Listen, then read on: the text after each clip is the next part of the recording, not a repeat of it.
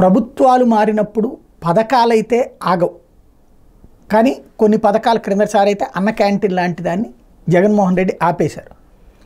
But పథకాల పేర్లు అయితే మారుతాయి. ఫర్ ఎగ్జాంపుల్ అంతకుముందు రాజీవ్ ఆరోగ్యశ్రీ, ఆ తర్వాత ఎన్టీఆర్ ఆరోగ్యశ్రీ, మళ్ళీ వైఎస్ఆర్ ఆరోగ్యశ్రీ, ఇట్లాగా పథకం అయితే కొనసాగింది, పేర్లు మారుతూ వచ్చినాయి.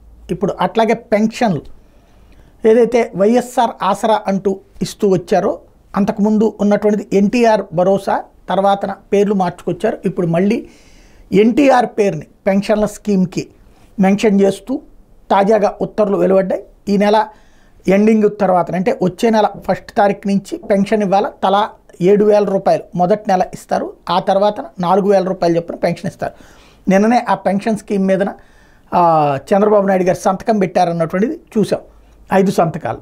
అదే సందర్భంలో ఇప్పుడు ఆ పెన్షన్కి సంబంధించినటువంటి పథకానికి పేరు మారుస్తూ ఇవాళ ఉదయం చీఫ్ సెక్రటరీ ఉత్తర్వులు జారీ చేశారు.